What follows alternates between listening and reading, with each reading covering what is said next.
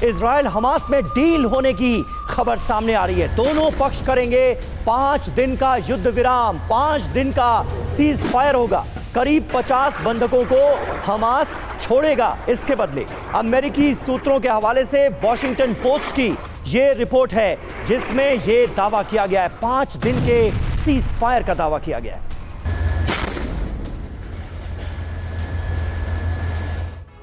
और आइए अब देखते हैं कि अमेरिकी अखबार जिस डील की बात कर रहा है उसमें और डिटेल्स क्या है। फटाफट आपके सामने जानकारी रख रहे हैं। अमेरिकी दखल से इजराइल हमास के बीच डील की बात कही जा रही है और इसमें हमास के महिलाओं और बच्चों को छोड़ने पर सहमति जताई गई है इस डील के जरिए।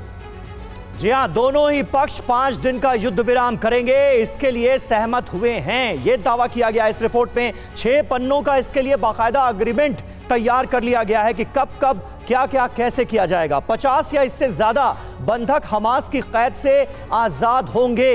24 घंटे में छोटे छोटे ग्रुप्स में इन्हें छोड़ा जाएगा। यानी पूरा खाका तैयार किया गया है कि कैसे इन कैदियों को रिहा किया जाएगा। सख्त निगरानी में यह सब कुछ अंजाम दिया जाएगा। पूरी प्रक्रिया जो है उसमें सख्त निगरानी बरती जाएगी। ये तमाम बातें कही गई हैं। क्या वाकई ऐसे ही कोई डील इजराइल और हमास के बीच हो गई है और इसका नतीजा आने वाले वक्त में हमें बंधकों की रिहाई के तौर पर दिखाई देगा? ये देखना होगा। आइए समझते हैं कि इजराइल और हमास में जिस डील की बात कही जा रही है उससे दोनों पक्षों को क्या लाभ हो सकता है, इसमें दोनों पक्षों का फायदा क्या होगा। देखिए, इजराइल को तो सबसे बड़ा लाभ यही कि कुछ बंधक आजाद हो जाएंगे हमास की कैद से, जिन्हें 7 अक्टूबर के हमले में हमास ने अपने कब्जे में ले लिया था। हमास को फायदा यह है कि 5 दिन के लिए उसे राहत मिलेगी। 5 दिन तक सीज फायर हो जाएगा, इजरायली हमले रुक जाएंगे। इसके अलावा इजराइल को क्या फायदा होता हुआ नजर आ रहा है? इजरायलियों में भरोसा इससे बढ़ेगा क्योंकि लगातार बंधकों की जो रिहाई है उसकी मांग की जा रही, उनके परिवार वाले चिंतित हैं। हमास को क्या फायदा होगा?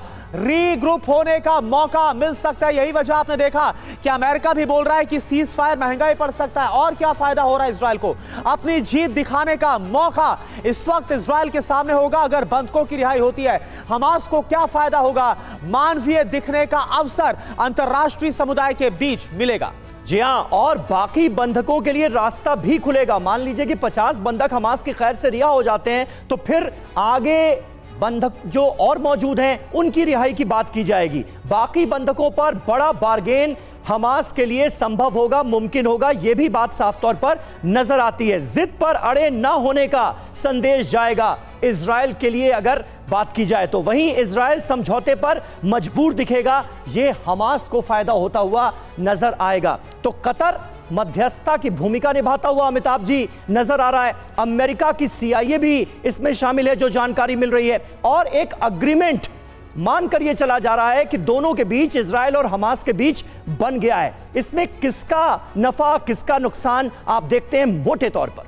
कि बंधकों को छुड़ाने के लिए हमेशा भ्रामक संकेत आते रहे अमेरिका से, कतर से, हमास से और इजराइल से। कुछ लोग कहते थे कि 20 लोग को छोड़ देंगे, 1 दिन का सीज फायर दीजिए, वो पॉसिबल नहीं हुआ।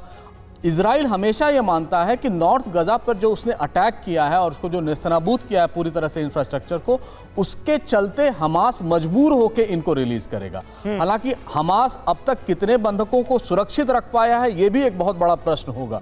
लेकिन इतना तो तय है कि हमास और इजराइल दोनों चाहते हैं कि एक बीच का रास्ता निकले। हमास का जो मैक्सिमलिस्ट पोजीशन है कि जितने भी 6000 फिलिस्तीनी बंधक हैं जो सिक्योरिटी इश्यूज पर इजरायली जेलों में बंद हैं उनको छुड़ाया जाए, तब तक ये छोड़ा नहीं जाएगा। अमेरिका का प्रेशर है कि जितने भी उसके बंधक हैं उनको छुड़ाया जाए। और अमेरिका में इलेक्शंस होने वाले हैं, आप सबको पता है, तो उसके चलते बाइडेन साहब पे बहुत ज़्यादा प्रेशर है। उसी तरह लेबनान के हिजबुल्लाह मिलिशिया जो है वो चाहते हैं कि किसी न किसी तरह जितने दिनों तक ज़्यादा हो सके हमास अपने बंधकों को वहाँ बंद रखे। लेकिन अभी तक इजराइल को कोई टैंजिबल गेन यहां नहीं मिला है। अल शिफा हॉस्पिटल में भी उन्होंने ये पूरी तरह से दिखलाने से इनकार कर दिया कि ये सचमुच कमांड एंड कंट्रोल सेंटर था। तो उसी तरह का कहीं ये भी एक्सरसाइज ना हो जाए कि वो 20 निकालें, वो फिर रीग्रुप कर जाएं, तो फिर इजराइल ऑफेंसिव पे आ जाए या पूरी दुनिया में कॉन्डेमनेशन हो। इसमें कोई मानवीय एंगल नहीं है, चाहे इजराइल का हो या हमास का हो, ये सिर्फ गिव एंड टेक का है। वो चाहते हैं कि दें, ये चाहते हैं कि इसे मैक्सिमलिस्ट कॉम्प्रोमाइज पोजीशन लेके जितना फायदा हो सके हम ले सके उनसे। ठीक है सर, और देखना होगा कि क्या ये सहमति बन पा रही है या फिर नहीं, वाकई में इस पर अमल हो पाता है या फिर नहीं, जो मौजूदा विध्वंसक हालात हैं